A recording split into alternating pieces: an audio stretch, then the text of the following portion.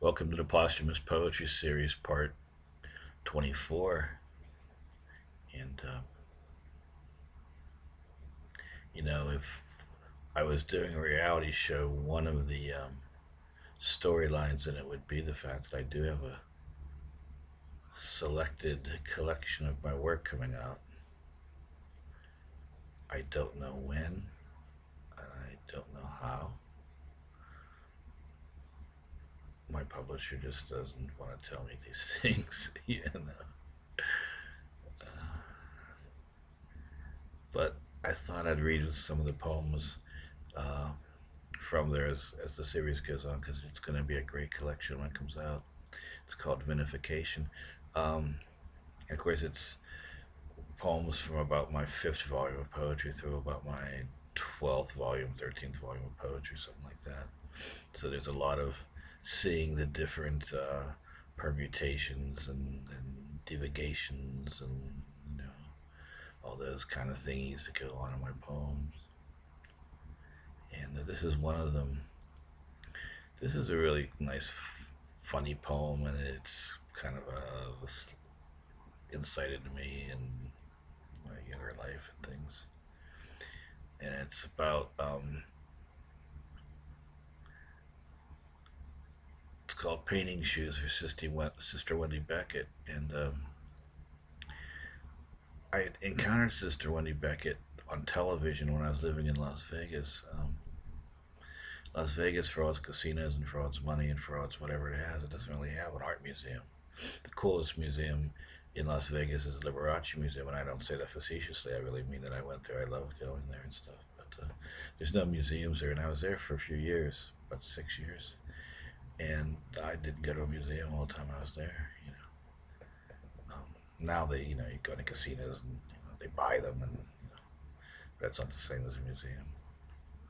But Sister Wendy Beckett was being shown on television there, and she was going to all these museums in the world and looking at paintings, and it was a phenomenal experience for me for a couple of reasons. First of all, because she really liked art and she wasn't shy about talking about naked people and all that kind of stuff. She really kind of appreciated and enjoyed it a lot, and she really had a good feel for painting and stuff like that.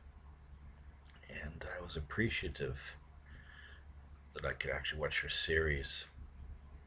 So I thought I would write a poem for her.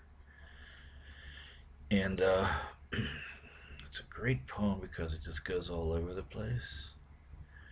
But when I was writing this poem, I was watching The Simpsons, and it was the episode of The Simpsons where we discovered Ned Flanders' parents, and Ned Flanders' parents are beatniks and are beatniks.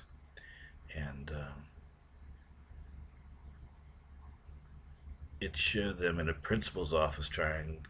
Ned was being disciplined, and they were discussing the raises, and they said how they were raising Ned. And they said, "We tried nothing, and we're running out of ideas, man."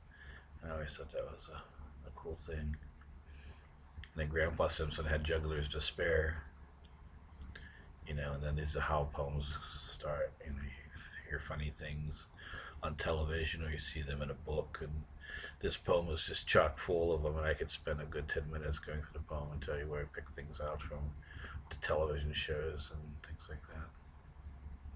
But it begins with the idea of tiromancy. Tiromancy is the telling of fortune by cheese. Yeah.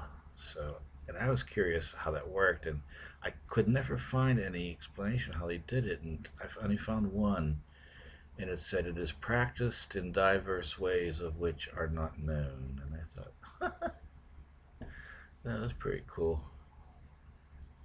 So that's how we begin the poem, and we end with Julius Caesar as a poet. We also run into Bukowski again, and I kind of had a little jab at his publisher, John Martin, who was kind of gruff with me at one time. It was always my opinion that Martin used Bukowski and to make a lot of money, and he did, and evidenced by the fact that once Bukowski died, Martin sold his Black Sparrow Press to was a random house or someone, and just left the other poets like on their own. Anyway, you know, who cares about that stuff but me, I guess. But it's also my first one of my first aspiration in life was to be a beachcomber, and I still want to. That's still my major aspiration. My second aspiration was to become a priest, and I wanted to become a priest really bad from like first grade till about eighth grade. And then this poem kind of deals with that subject. Poems can be about many things at the same time. Just keep stuffing that in there, Ezra Pound said. Ezra Pound said the poem is a big rag bag, and you just keep filling it up, filling it up, filling it up until you can't fill it up anymore. And then you're done and you got a poem.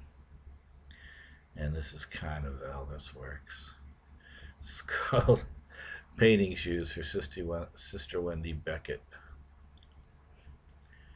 Tiromancy. It is practised in diverse ways of which are not known. Jugglers despair. We tried nothing and we're running out of ideas. Opening my ching to meng, youthful folly, I find my fortune teller miracle fish.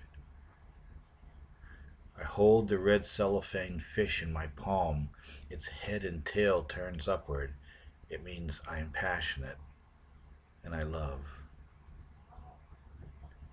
It was like throwing a load of demons into heaven.